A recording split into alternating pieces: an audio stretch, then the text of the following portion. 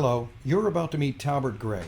I met Talbert Gray many years ago in the hallways of Florida's Channel 2 WESH. When I caught up with him 5 decades later, I learned he'd written a memoir. When I read the memoir, I realized that Talbert is a special kind of pioneer in photography and video and television and radio, as well as publishing, accomplishing an impressive number of firsts along the way. Well, we edited Talbert's memoir and turned it into a book, First Through the Fire. So let's meet Talbert Gray. Hello, Talbert. You grew Hello up in there. How you doing? you grew up in Memphis, Tennessee, in the '60s. I'll let you describe that experience. Well, during the '60s, it was highly segregated. The rule of the day was equal but separate, and equal in all phases of that particular era. Growing up in Memphis was, I think, for me, the best times of the worst of times. You had the Jim Crow law, which had you separate but equal. Uh, that was not necessarily true. Our school received the worst books that you could possibly have, torn and ripped apart, but they were supposed to have been equal to the education that the white schools had. We had in Memphis, we had 11 black high schools and 11 white high schools. Uh, Everything was still separated. For instance, going downtown to see a movie, we had to go upstairs and sit in the balcony way in the back. Uh, Going downtown for a bite to eat for lunch, there was the regular store. Oh, in my case, it was Goldsmith. The regular store upstairs where all of the people could eat, except for blacks, and we had to go downstairs.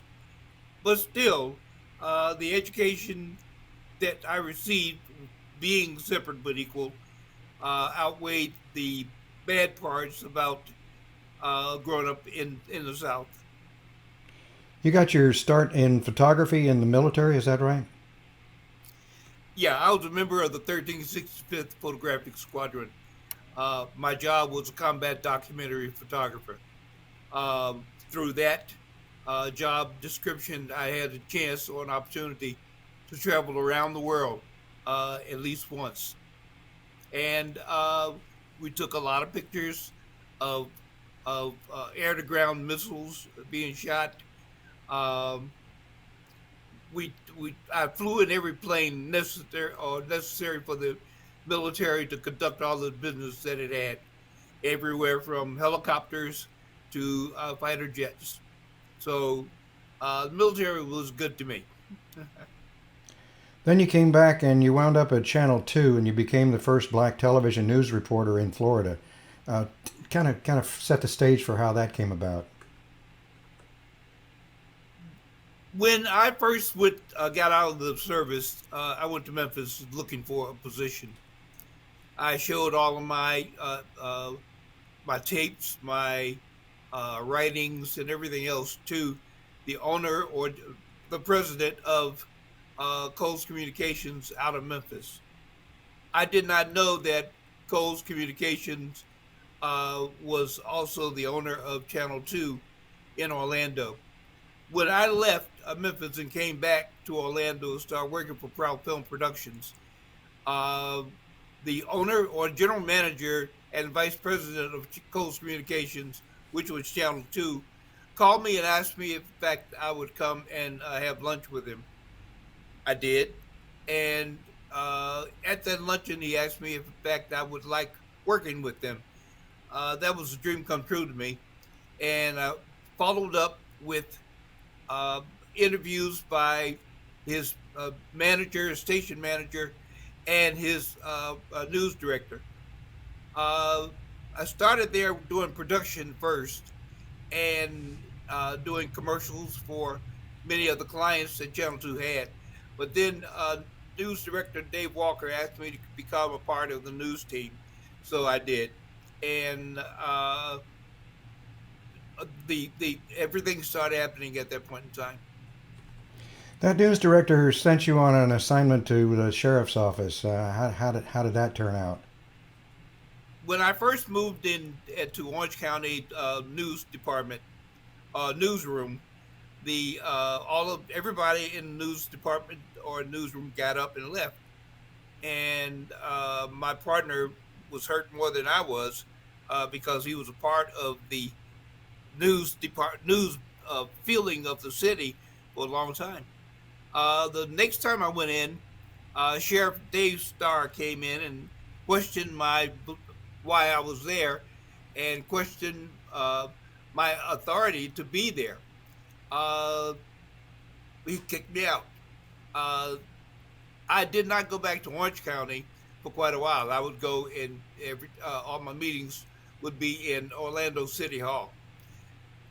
The news departments across the city found out about it and requested that uh, the sheriff apologize to me, or none of the news of the sheriff's department would be handled or filmed. He did, and I got in there without any more problems. Well, that was one obstacle you overcame. There was another one you had to deal with that kind of took you by surprise. Was the news director? What was his name? Dave Walker. Dave Walker sent Dave you. sent me.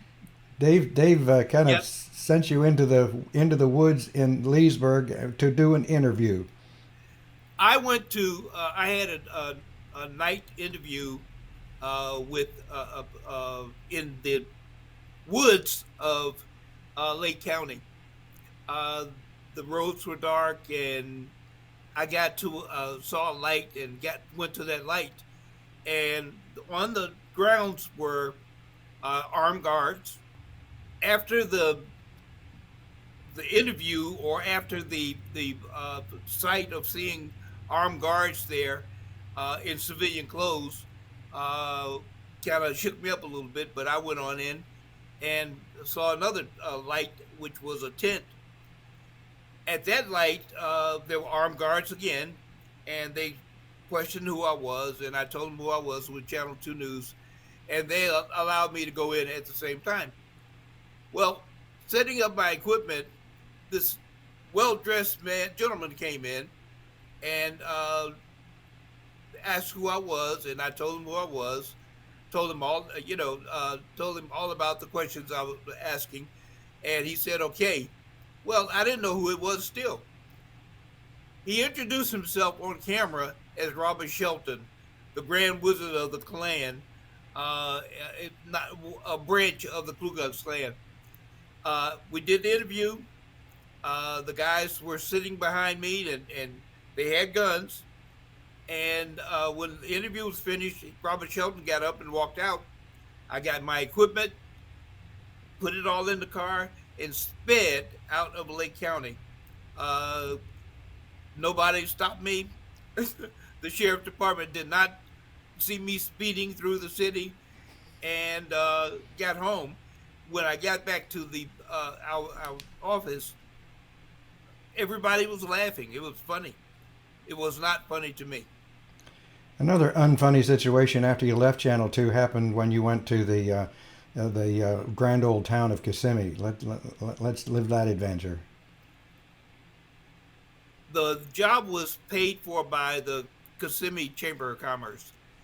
Well, we went into this one place, this last place for our finishing shots, and it was the bar in town.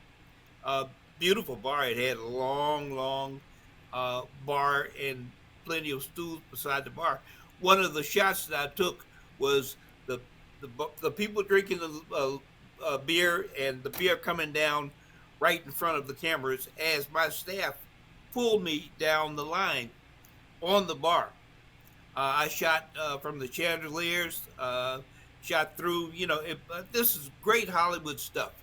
We got finished shooting, and we sat down to have dinner. Or some of the guys said, "Well, let's eat before we go back." So we sat down to have dinner. The waiter came over and took the orders of everybody except me. He also, all the guys had beers, and again, everybody had beers except me. We asked what the problem was, and he told the guy, one of my crew members, that they didn't serve Negroes at that bar. So I left.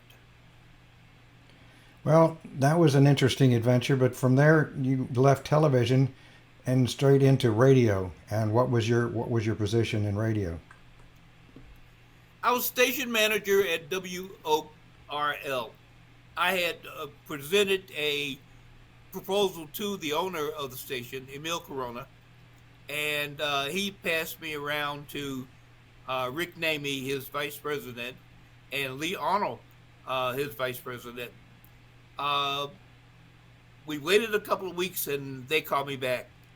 Uh, they were proud to do a change there, a big band sound radio station to an urban radio station, and Lee Arnold helped me find the staff members uh, that we had, which were excellent, excellent, excellent jobs. We took over the market, and during that time, with WOKB being the center attraction for all the black advertising dollars, we were able to squeeze in there and put them, well, kind of move them to the back of the line, and we were the strongest station in the market at that point in time. Me, little bit of alphabet soup went from OKB to BOK. BOK's in New Orleans. Went to, well, let's go even further. We left Orlando and went to Savannah at WSOK.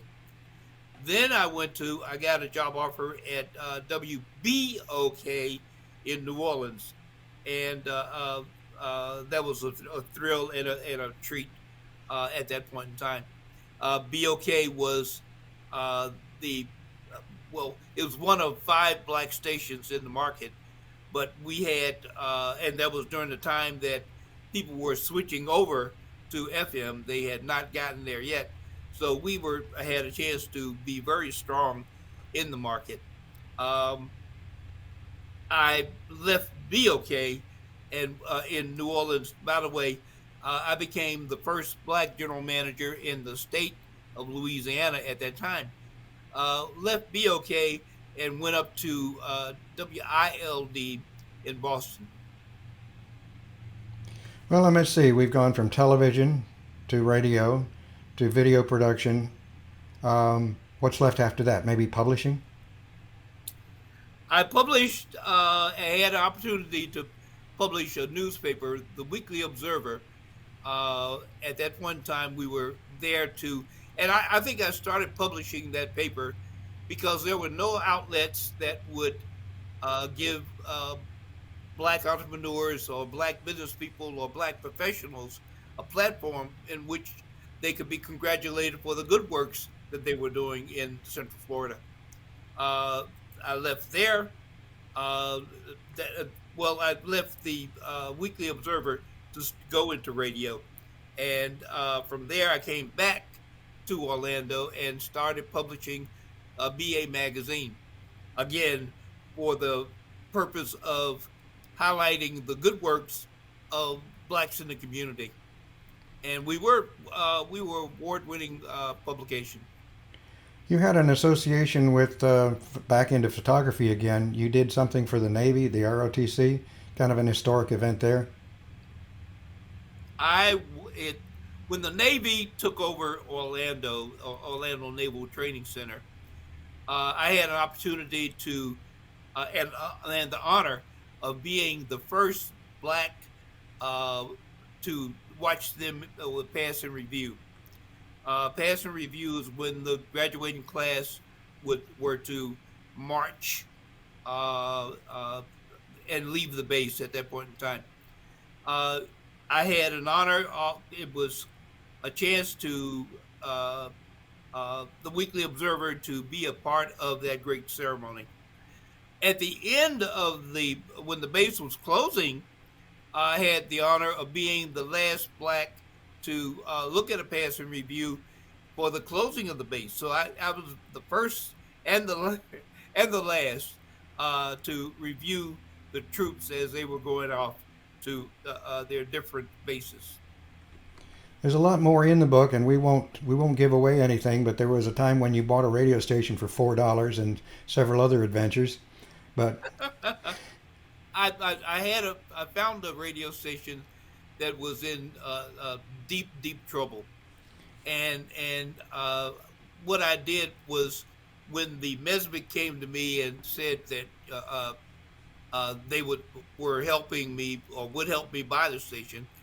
I saw all the problems they had, and I went through all of the finances and that they had gone through, and I made a deal with all of the debtors that if I took over the station, I would pay that particular debt, and we would were able to pay it a nickel on a dollar or whatever it was. So it was almost nothing. Uh, but I had to give I couldn't just take it over. I had to give the owners of the station some kind of dollar figure. So I gave each of the owners, all four owners, a dollar, well, and I took over it's the not station.